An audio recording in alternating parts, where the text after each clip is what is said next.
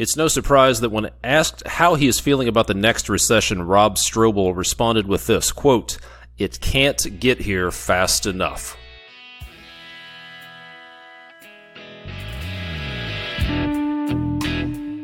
This is the Construction Leading Edge podcast from ConstructionLeadingEdge.com and ConstructionBusinessAccelerator.com. My name is Todd DeWalt, and it's my job to help you, the construction business owner, eliminate chaos in your business and maximize revenue. I've got a great interview for you today on how you can rock the next recession. This interview is with Jonathan Slane. He is the co-author of a book called Rock the Recession: How Successful Leaders Prepare for, Thrive During, and Create Wealth After Downturns.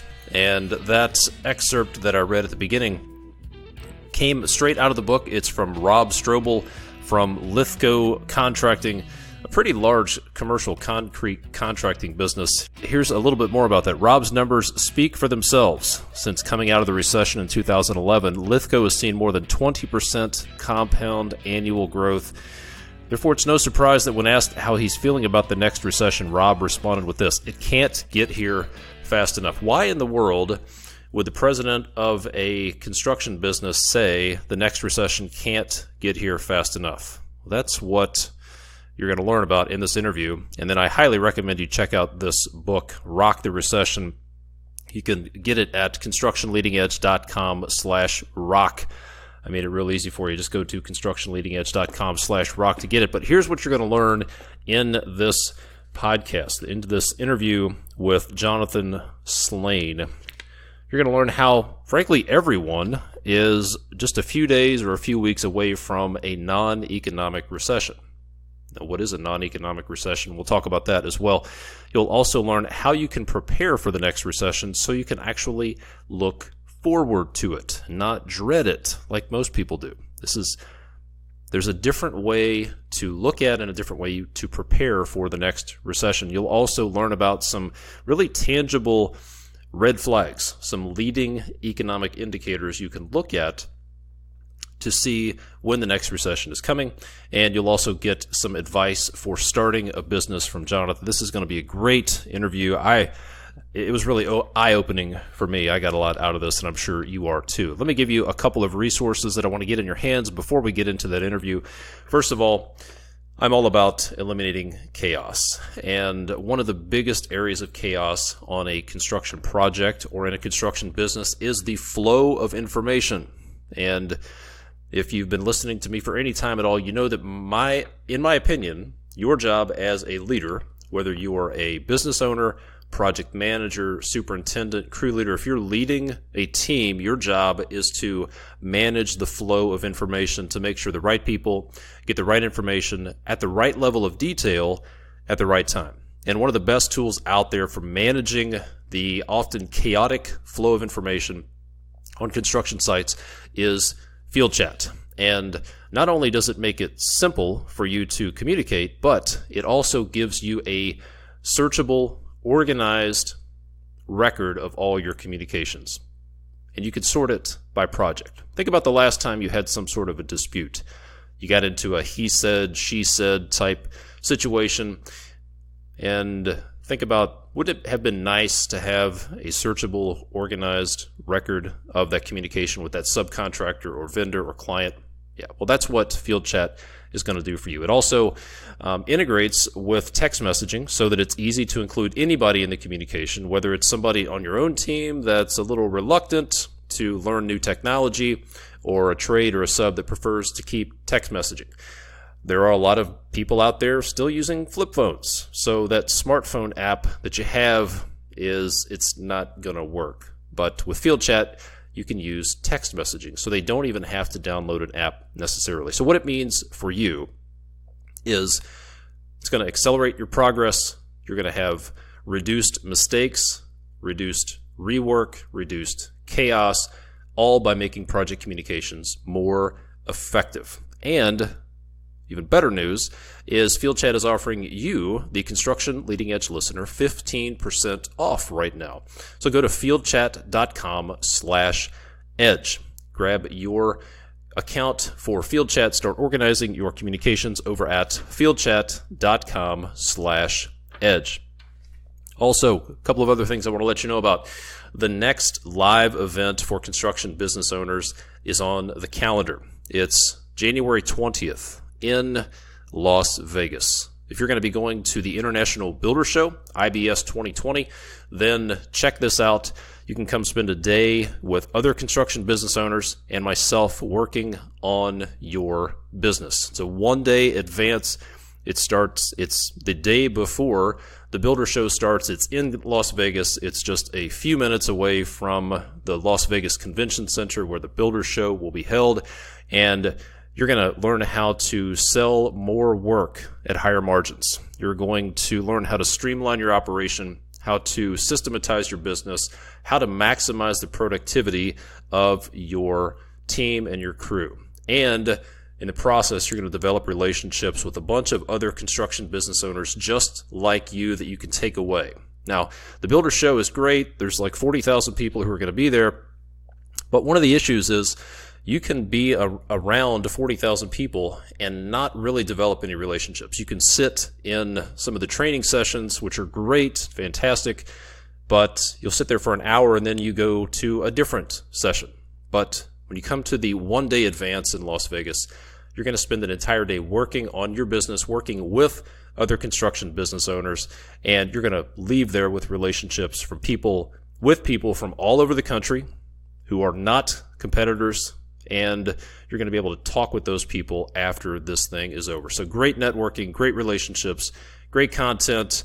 It's a fantastic event. To find out what other people who have attended other advances would tell you about going to this one, and to get all the details on the advance in Las Vegas, just go to constructionbusinessaccelerator.com/advance.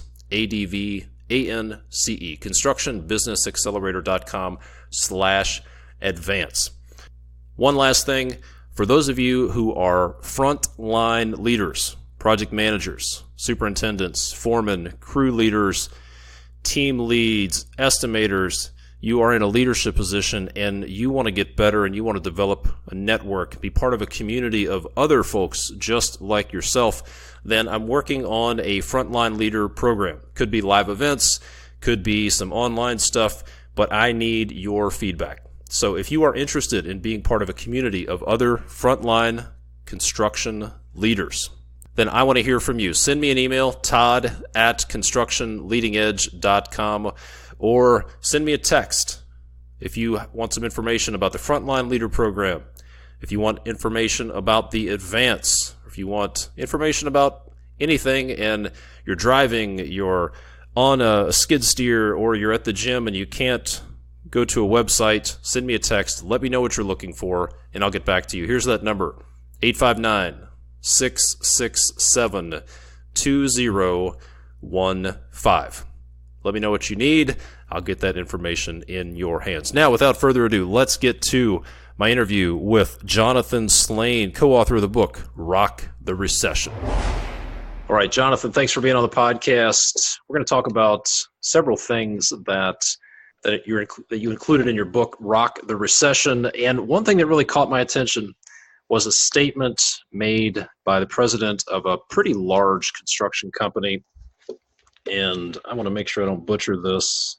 When asked how he is feeling about the next recession, Rob, the president of this big concrete company, responded with this, quote, "It can't get here fast enough," end quote. Why would the president of a big construction company and construction companies were some of the hardest hit by the recession in 2008, why would this guy say the next recession can't get here fast enough? Yeah, so what Rob's referring to is that there are massive opportunities that come with every recession.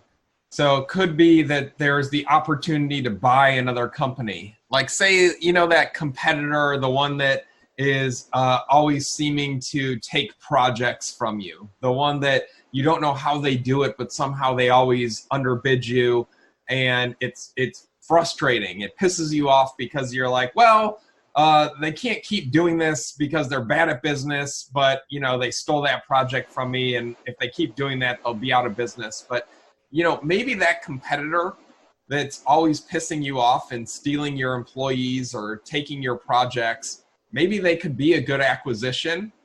Maybe they're not smart enough to listen to our podcast, Todd, and they could be a good tuck-in acquisition for you. So I think that's one thing Rob's referring to. The other one is, what about assets? So I think a large concrete business, Lithco, so they need lots of heavy equipment, and that stuff's expensive. In a recession, though, there's a lot of companies that go bankrupt that do have to sell their assets or the bank takes them back. And then there are great opportunities because the bank doesn't want to own excavators. They're big, they're heavy. They just immediately want to sell them and get them off of their balance sheet. So if you're a small contractor listening to this, if you're doing some site work and you're trying to figure out how you're going to afford this heavy equipment to do some self-perform work, then a recession may bring you a great opportunity to get one of those machines for a fraction of its cost. And then the last thing, Todd, that I think that he's referring to by saying he can't wait for the next recession, I don't know if you've heard this from your clients, but I've heard it from mine. It's hard to hire good people right now. Is that something you're hearing at all? I've heard a few people talk about this so-called skilled labor shortage. Yeah, a few things. Right. So the thing with a downturn is that top talent, A players, become more available because their companies don't have projects in their backlog, because people may be like, well, I don't know what my company's recession plan is, but I know that Lithco has one, and so maybe I need to jump over to that company right before the recession hits to make sure that I'm going to have a job, to make sure I'm going to have a career and a path forward. So those are the three big ones that I think Rob's really talking about. And he's a great guy, always thinking into the future. But again, the whole point of the book isn't how do you survive a recession. I think that that book's been written. It's pretty, you cut expenses, you fire people and cut overhead. The exciting part about Rock the Recession is you want to be like Rob. You want to be ready to pounce and buy other companies, buy assets, or acquire great people and talent. And recessions are opportunities to do that. That is a very different look at a recession, definitely a different perspective on a recession, because I just got a magazine in the mail today, some industry magazine. When is the next recession coming? Is it a bleak outlook? Is it optimistic? And the reality is people made billions of dollars were made during the last recession, right? But they were probably made by people who were prepared and looking for those opportunities. So recessions are a good opportunity to upgrade assets, take out competition, hire good talent, and grow. And that all sounds great, but how does one start to think about preparing for the next recession to be in a position to do that? Yeah, so easy. The first step, we call it in the book, we call it first gear. You want to benchmark where you're at. You want to figure out, as the owner of your construction company, where do I stand versus all the other contractors? And so we call first gear assess. And to make that easy, I know if you're watching the podcast, behind me is the recession.com background. But if you go to recession.com, and yes, that really is our website. If you go there, there's a free assessment. It's 20 questions. It's designed for contractors to understand from a score of 0, which means that you're probably going to go bankrupt in the next recession, to 100, which means that you're like Rob and you're looking forward to the next recession. You can benchmark where you are. And what we found is that the average score right now is a 38. So if you go there and you want to take the assessment, it's free. Like I said, it's recession.com/ready. You'll figure out how ready you are. So that's step one, takes 5 minutes. And what we're trying to do, Todd, is to gather data to understand where contractors are now so that we have some sort of academic proof instead of everybody just guessing how prepared we are. Because I think like the magazine that you referenced earlier, there's just no hard evidence on how prepared we are or what to do. So we're really trying to approach this from more of an academic lens. Interesting. What are some of the not so apparent or maybe surprising insights that you've gotten from surveying so many contractors? Yeah, so the second gear, you do the assessment, and then the second gear is to tune up your business and your personal life.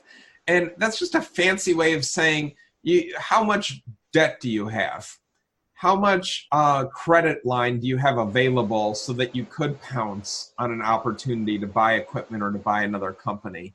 One of the things we've learned is that personal guarantees are something that most contractors agree to up front with their bank, but then they never go back to the bank and ask them if they can cap or if they can extinguish their personal guarantees.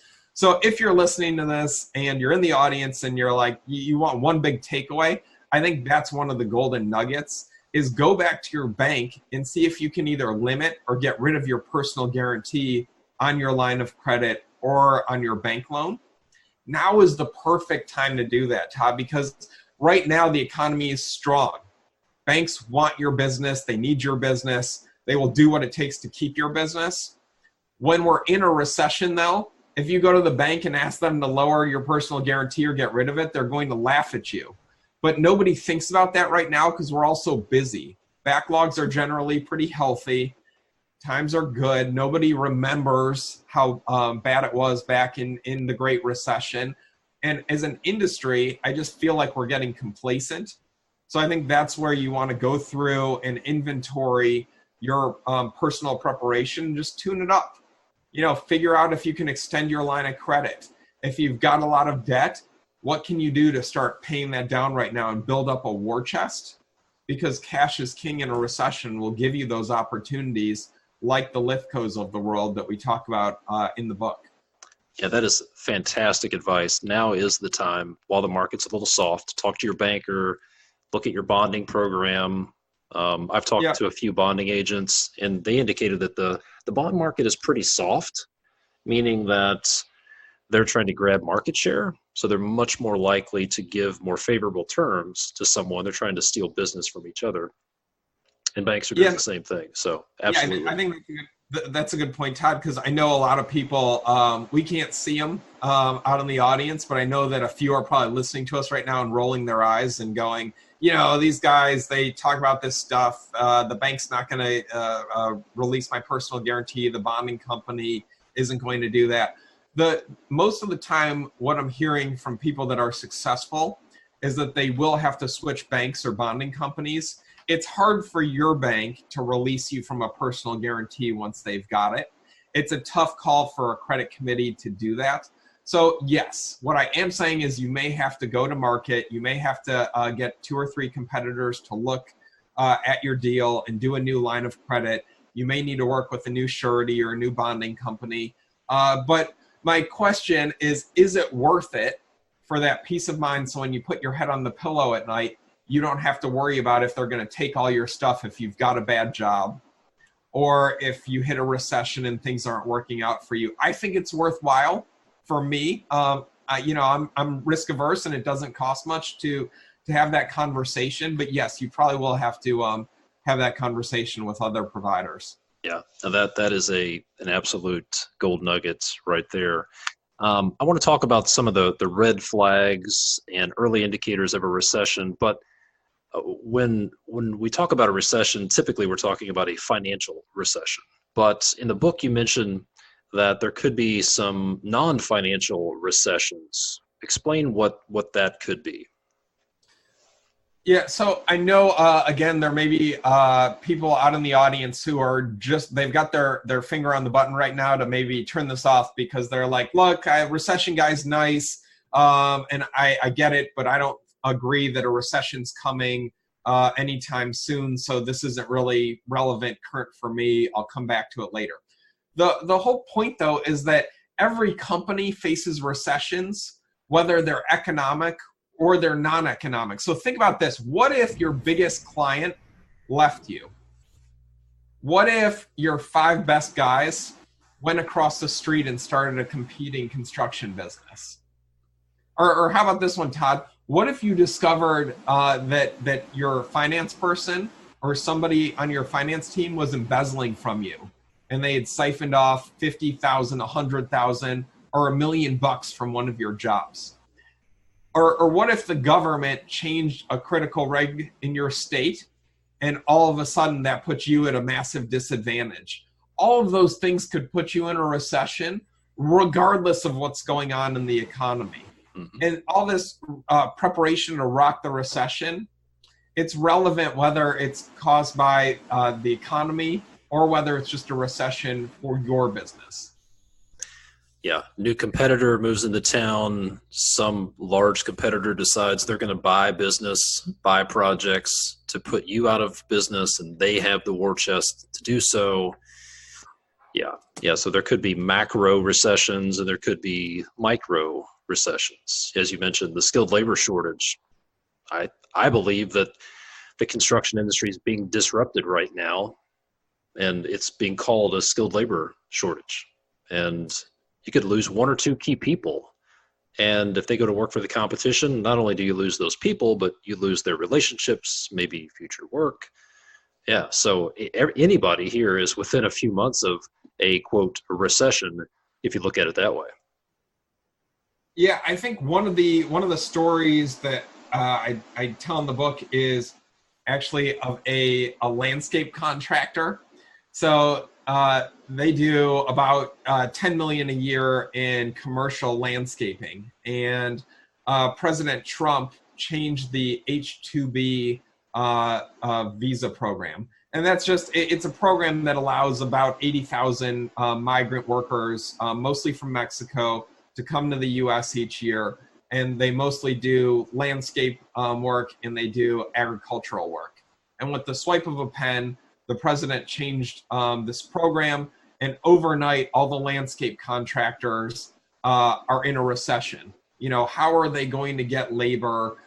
Because instead of having the Mexican migrants that work tremendously hard to send money home to their families, that are highly skilled, that understand how to run these commercial mowers, now all of a sudden you're having to go out and you're having to find labor in the U.S. and train them on how to use these machines, keep them safe, and then also convince them to keep coming back for work that's hot and that is dusty and hard to do. And so what I learned is that none of these landscape contractors had a plan. So they just were immediately in a recession. If they had had a plan, if they had had 100 backup workers that they could have called in, they could have stolen contracts from all of their major competitors. They could have dominated the industry. But because they were all in a recession, nobody was able to leverage that opportunity. So yeah, so that's what we're talking about, is really just having a plan and then putting it in under glass. And then if you ever have an emergency, you can go to the glass, break it, take out the plan, and execute, as opposed to just huddling in the fetal position under your desk. Yeah. This reminds me of a quote. I think it's either Warren Buffett or his partner, something to the effect of, I am scared when everybody's greedy, and I'm greedy when everybody else is scared. Something like that.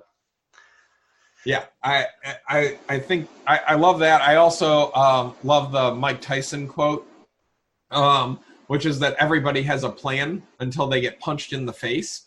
So again, this whole rock the recession concept is about you'll be looking forward to it if you have a plan for when everybody gets punched in the face, so that you know what you're doing and can just go into action mode instead of trying to recover. Yeah, that is it's a much more empowered place to be. So for you listening, just imagine, instead of being afraid to open the newspaper and being afraid to see stock prices ticking downward and afraid to look at early warning signs of the recession, what if you could look forward to that and think, I have a plan, and then, oh yay, I'm going to be able to get a better grip through this recession. I'll be able to pick up assets and get a better position. So you're actually looking forward to it instead of dreading it. And what a great place to be, right? Well, yeah, I mean, I think, I know that your business is coaching business owners, and a lot of it is also helping them to understand the right mindset to be in. And especially in our industry, which I think starts with kind of a pessimistic slant to it. because I think that we in construction think the client's always out to get us. Everybody involved is out to get us. If we're a GC, the subs want to beat our brains in. If we're a sub, the GC is always trying to press down on our margin. So it's a very antagonistic business in the first place. I don't see the same antagonism in other industries. So I think we just have to really consider how we can look forward to a recession instead of just being paralyzed by it. And so I think you mentioned earlier, it's like, how do we get our heads right for that? What does that look like so that you can open up the paper and be excited because you've chosen to work with industries that you know are going to actually bump up, that are going to get a tailwind from a recession. Yeah. So we're going to talk about the type of clients and thinking about diversifying our client portfolio in a few minutes to find those clients who will get a tailwind during a recession. But Great. What are some of the early warning signs that people should be looking at to know? Maybe it's, I don't know what the time frame is, 6 months, 12 months, 18 months up, but what are some early warning signs that we should be looking for that would flag that the next recession is on the way? Yeah, so there's really 6 or 7 critical economic indicators. And my co-author, Paul Belair, he's kind of an economics geek. And so that's where these insights come from. The reason it matters to the audience is that by the time they're announcing we're in a recession on CNN, on CNBC, on Fox News, it's too late. Once they announce it there, the whole world gets entree to the opportunities that you have. So you're going to have to do some research. You're going to have to pay attention to some dry concepts, things like the unemployment rate, things like what the stock market's doing, and things like the yield curve, which is just a fancy way of saying what are interest rates doing. You can get all that information, and then you can see things like when the yield curve inverts, people may have heard about that on the news, then you know that we have somewhere between 6 and 18 months before we'll most likely have a recessionary event. That's one indicator that has predicted the last 7 recessions. And we actually saw it invert in July and stayed inverted. And then recently it's flipped back. All it means, Todd, is for the audience, what usually happens is that people and banks pay more interest on a long-term loan than they do on a short-term loan. And if you're thinking that through, it's like, hey, if I loaned you a couple $100 and you were going to pay me back next week, I wouldn't want any interest from you. That would be weird.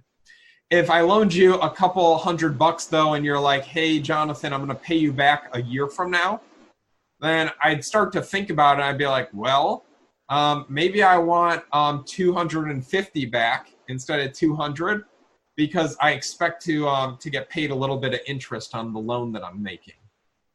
When those two things flip, when you're getting more interest on a short-term loan than a long-term loan, we call that an inversion in the yield curve. And all you need to know if you're still listening to this explanation is that it signals uncertainty in the market. And that uncertainty is what causes us to go into a recession, because when people get uncertain, they get afraid. When people get afraid, they start to spend less money. When people spend less money in the economy, that puts us into a recession. I'm massively oversimplifying. I'm just trying to make a point to you about why it's important to pay attention to some of these early warning signs. And so the unemployment rate, the stock market, and the yield curve are a great place to start. If you let me have a fourth, then I would shoehorn in the Architectural Billings Index because it's so relevant to construction. The ABI, the Architectural Billings Index, you can Google it. It's free to figure out what it is each month. But that number tells you whether or not architects are billing more this month than last month, or they're billing less this month than last month. If they're billing more, that's good for us as contractors because we know there will be more work coming our way. If architects are billing less, well, then we know that's bad for us as contractors because when architects are billing less, there's going to be less projects coming down the pipe that we can then build. So I hope that wasn't, I hope I didn't geek out too much for your audience, but just wanted to kind of explain some of those things that I'm watching. No, that's perfect. Unemployment, architectural billings index, look at the yield curve. Yeah, good stuff. So let's talk about diversification. There were quite a few industries that were hammered in 2008. Unfortunately, construction was one of them, but also retail and a few others really took a hit. But there were some that actually expanded through the recession. So as contractors, what are some of the industries that are recession proof, or maybe even pick up that tailwind, as you called it, during a recession that we might start looking at picking up clients in? Yeah, so in the book on page 171, I know that's sick, but I know that because I was just looking at it earlier today. I don't have the entire thing memorized yet. But there's a table that I put in there of industries that got pummeled in the last recession and the industries that kind of held steady or grew. And it's not all encompassing, but I think it's good for the audience to be able to start to get their arms around how we're thinking about this. So if you're a contractor and you're building jewelry stores and you're building casinos and you're building hotels, then that is going to be a tough one in a recession because all of those industries tend to decline in a recession. People don't have discretionary income to gamble with. They don't take as many vacations, so they don't stay at as many hotels, and they don't buy as many diamonds. So you need to think about the types of companies you're working for, because if you're doing upfits, if you're doing remodels for jewelry stores, and that's 50% of your business, then just understand what's going to happen in a recession, and then think through what types of businesses will actually hold steady or do better. So on that side of the ledger, what about healthcare? So regardless of what's going on in the economy, people still have to go to doctors and they have to go to hospitals. They still need to go to grocery stores. And grocery stores get a bump in a recession because people eat out less, and so they need more groceries. I like to also throw in some weird ones just because I want people to think about what these niches can be. So I was talking to a contractor that builds veterinary clinics, and I love that because I was thinking through, people spend just as much on their pets in a recession as they do otherwise, which isn't something I would normally think. But when I think about it, in a recession, if my dog gets sick, I'll put that on a credit card.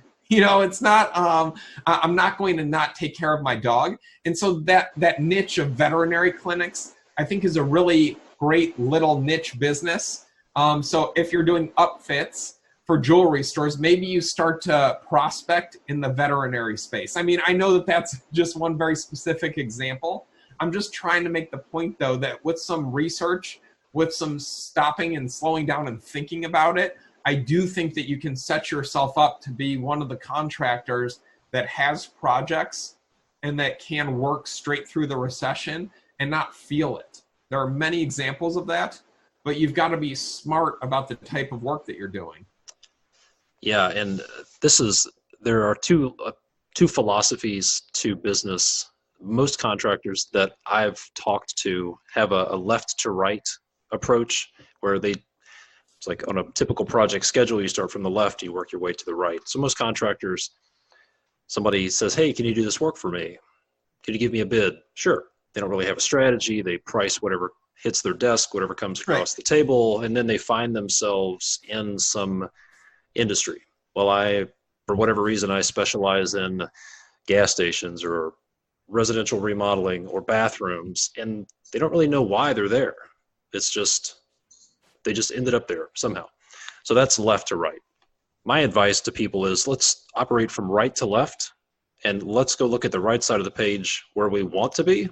So if in 2 years you want to be recession proof, then I would say let's start looking at work that will put you in a better position. And then let's work backwards from there, from right to left, and come up with business development strategies, set some targets, hire the right people, start growing our team to get where we want to be. So yeah, fantastic advice.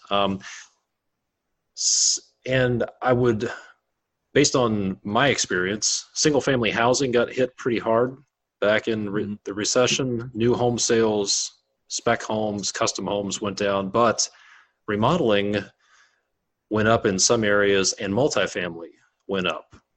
Is that congruent with what you saw as well? Yeah, I actually, we didn't set this up, but I spent the past 2 days in Phoenix, in Scottsdale, Arizona, with a residential home builder. They build beautiful custom homes, $2 million, $3 million homes.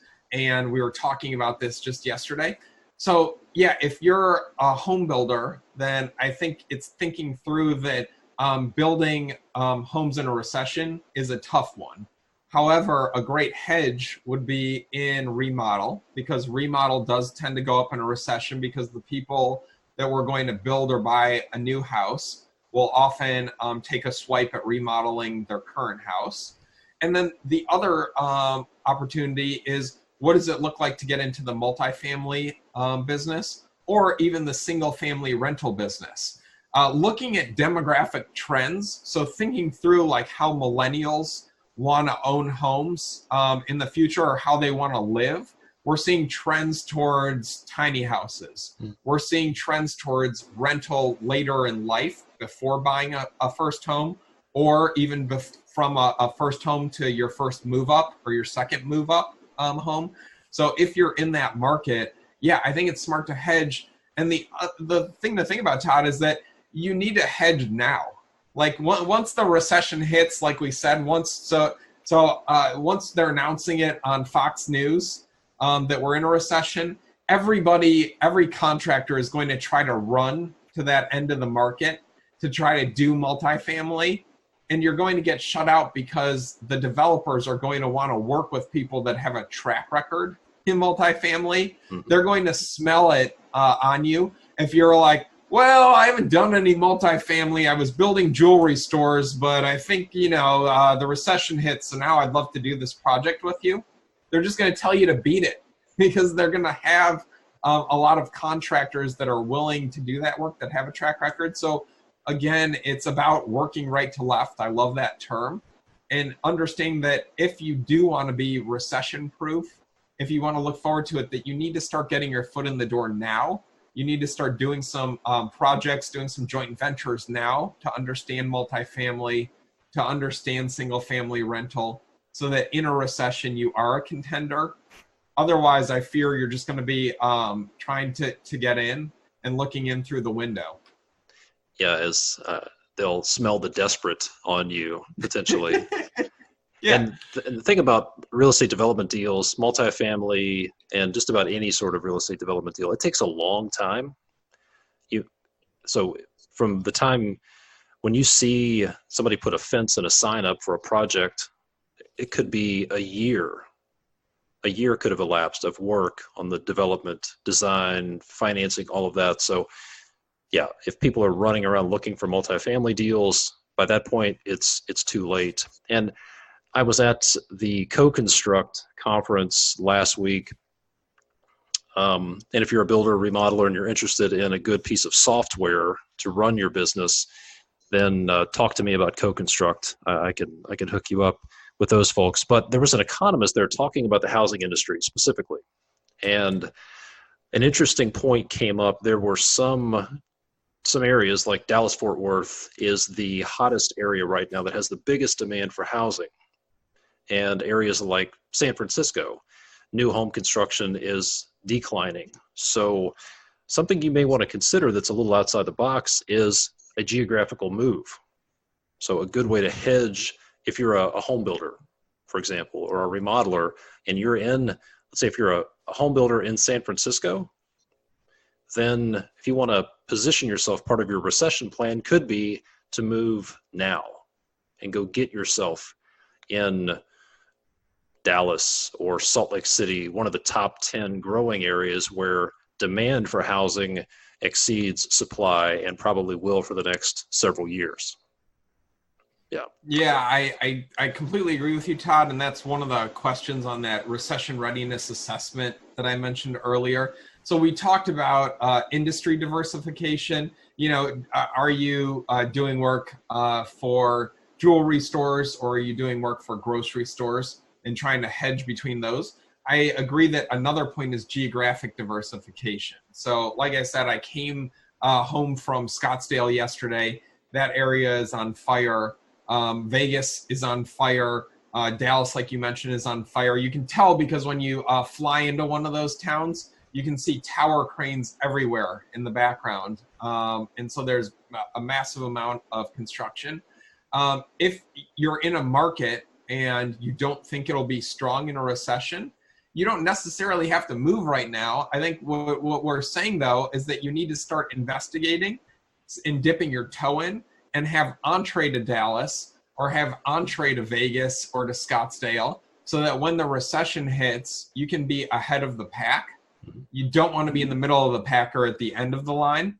Aren't we on the Leading Edge podcast? I mean, that's the whole idea here, is that we want people to be in front of it, or at least have their toe in the door, so that when things start to tip, then we'll know what to do. And people, by the way, a recession technically is 2 quarters of a decline in GDP. And we haven't even had 1 quarter of decline in GDP yet. So every quarter the government announces in the US whether or not GDP is growing or declining for the past quarter. So once you hear that we have 1 quarter of decline, then I would start to turn up the pace at which you try to look for other industries or geographies. I just want you to start doing the groundwork now, so that it doesn't have to be a panic, so that you can make logical decisions versus making emotional ones. You want to try to figure this out in the cool, rational light of day rather than the emotional heat of the night, which I'm sure is something that resonates with you, knowing the kind of work that you do. That's what I want the audience to take away from how they rock the recession. Yeah, great advice. Absolutely great advice. So, for example, if you think Vegas is a great market for you to get into, then when the recession hits, it's probably not the time to apply for a Nevada builder's or general contractor's license, which can take a while. So think about hedging your bets. Maybe start working toward getting a license and having some. It's always good to have options. Always good to have options, definitely. Let's talk about a question that I get a lot. And it's from people who are thinking about starting a construction business. I have people contact me a lot. And they say, Todd, I'm thinking about starting a business. I've got this entrepreneurial itch. What do you think? What should I do? And that's a really big question to try to cover in any kind of conversation. So I don't really try to get into that too much, but right. based on the people you work with and working with contractors all over the country, what are some questions you would ask someone who's thinking about starting a construction business, or how would you answer that question? It's probably the most general way. How would you answer the question if somebody said, Jonathan, I'm thinking about starting a construction business, what should I do? Yeah, I for those that are watching as well as listening, I've got this image of a roller coaster behind me, and that's because I'm in Cleveland. We're near to Cedar Point, which is a huge amusement park, and I think this is what it feels like to start a construction business. Is that it feels like you're about to go over the big hill on a tall roller coaster. And the reason I love this industry is because I really believe that there are higher highs and lower lows in what we do. And that there's nothing like construction for getting to build something, have something that matters, create some legacy. And when things are going great, you're on top of the world. But in our business, when things are not going well, when a project's going sideways, or when you're not sure where things stand with your employees, or you can't find the right people and you're the one cleaning up at night or having to key things into QuickBooks, those are the lower lows that comes with this industry and this business. So as I think about your question and getting into being a contractor, I encourage everybody I talk to get into it. I think it's a great industry. You're really, you're getting to do something real. In a world that's increasingly digital, in a world where we're all increasingly in our phones and we're creating digital assets, I just think it's cool to put brick and mortar together, and at the end of the day to get to build something in the built world space that enhances people's lives and environments. I think that's a really cool thing to get to do. And at night to know that you put in a full days of hard work, I think that has just tremendous value. So that's why I love it. In terms of getting into the business, I always encourage people to really look for that niche. So, what is that niche where you can really add value so that you don't have to be commoditized? The way to think about it in the book I love here is called Blue Ocean Strategy. I don't know if that's one that you've come across or not, Todd, but it's by Kim and Mauburn are the authors. And what they talk about is that most of the time companies and contractors compete in the bloody red ocean, where you're fighting with other competitors over the same projects, and everybody gets bloody because it's all about who can charge the least and who's willing to do the most work to get that job. I'm more interested, if you're going to get into construction, what is your blue ocean? What is the opportunity where there aren't so many competitors so that you can charge an above market rate so that you can get paid well, and where you don't have to continually make that trade-off between price and value, where you can really just own the market. So it's looking for that blue ocean, whatever your jam is, whatever you're really great at, and then also just understanding that it's a high risk, high reward type of an industry. And at night, you have to be comfortable with that level of risk. Some people are cut out for it, and others don't like that kind of high beta, the up and down. So just understand who you are before you get into it. Yeah, that's good advice. And I'll share some of my typical advice that I give people. Yeah. What I've found is that a lot of people they're walking around with a hammer in search of a nail, and they're like the old saying, to a man with a hammer every problem is a nail, right? And yeah. So to the person who did trim carpentry for the last 20 years, if they think about starting a business, they're going to start a trim carpentry business. Or if they operated a crane for the last 20 years, they're going to start a crane business. So my advice is just don't be a guy with a hammer in search of a nail. Look around for the problems that need to be solved. Be the guy or the gal who has a toolbox with a variety of things that they can do to solve problems. And then open the field up a little bit and look for problems that need to be solved. Not necessarily something you've done in the past or you have a lot of experience at, but look for problems that need to be solved. Yeah. Yeah, I like I love that. And I like if you're a technician and you're really good at your craft, whatever that might be, if it's trim carpentry, if it's HVAC, if it's electric, it's also what are the things that you do that really add value? In other words, if you're into helping out with electrical, then running wire is a commodity. There's a million people out there that can run wire. And the thing in electric that really adds a lot of value is what type of panel do we pick? How do we set it up?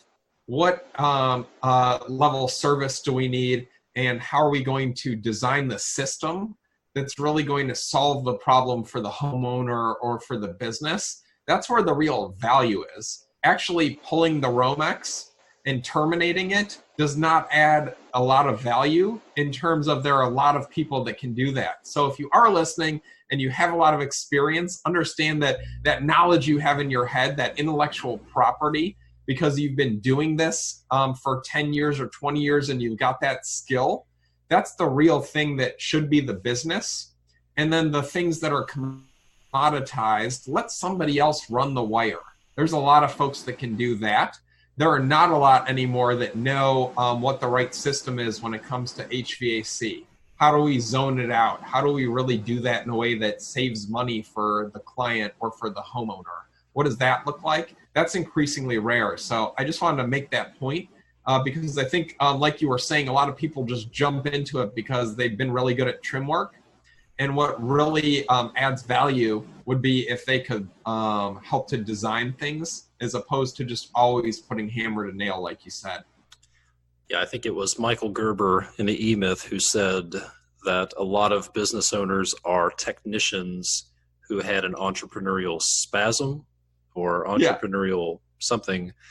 And so it's not so much, don't try to wrap a business around what you know, around your technical abilities, because the reality is a lot of those technical abilities are a commodity, but wrap your business around a problem that you can solve, because your income is directly proportional to the size of the problems you can solve or the number of people you can solve problems for. That's the way I like to think about it. So if you want to make a lot of money, then you better go after some really big problems or be able to solve problems for a big number of people. Yeah.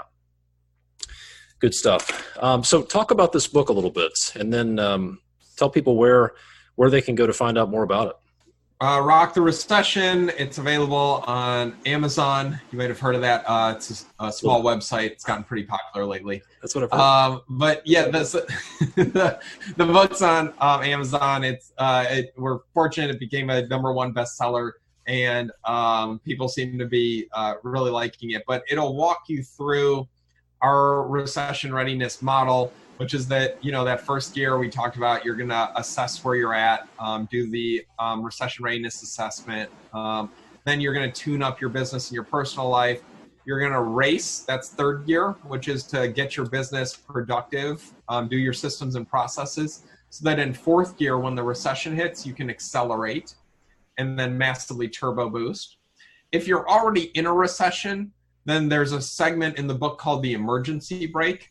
And that's more of your typical what to do if you're in a recession and all the stuff that we've been talking about, Todd, is not working. So if you're not able to race, if you're not able to accelerate, and you're seeing your backlog is dropping off precipitously and your pipeline is weak, then you're going to need to yank on the emergency brake. And so the book walks through, what does that look like? How should you cut overhead? How should you lay people off? What are the best practices there so that you don't commit a lot of mistakes? And a lot of times when we're in a high pressure situation like a recession, we get emotional and we make suboptimal decisions. So the book walks you through how other contractors have been successful at navigating those. And really the book, most of the examples are from contractors, because that's who's in Paul, my co-author's network, and my network, because those are the types of businesses that we consult for and that we do work with. Very cool. So I'll create a redirect link if you want the book. Yeah. If you want to find out more about it, folks listening, just go to constructionleadingedge.com/rock, ROCK, and that'll take you to the Amazon page. And then you've got your website, recession.com. And folks can go through the assessment, the free assessment there as well.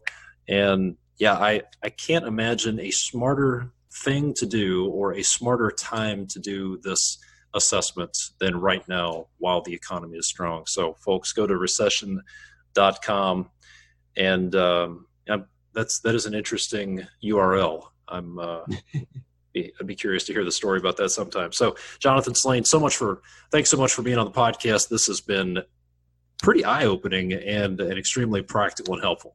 Great. Yeah. Thanks for having me on, Todd. I think too, why don't we do, if people have listened this far into the episode, I'll set up a a coupon code for the Rock the Recession workbook, and maybe we can just make the code like Edge for your podcast. And then if people have listened, we'll give them like half off the workbook. So if they're feeling inspired and they hung in here with us for an hour, we'll try to give them some extra value.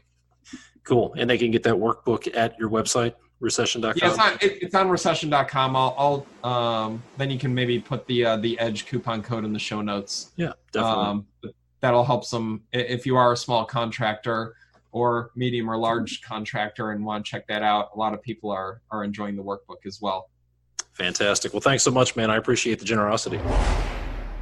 Be sure to get your copy of that book. I'm telling you, this is worth it's worth 10 times whatever you're going to pay for it, maybe 100 times whatever you're going to pay for this book. Go to constructionleadingedge.com/rock. So whether you are a business owner, you want to be a business owner, or you're an employee and you want to be able to rock the next recession, get your hands on your copy of this book, constructionleadingedge.com/rock.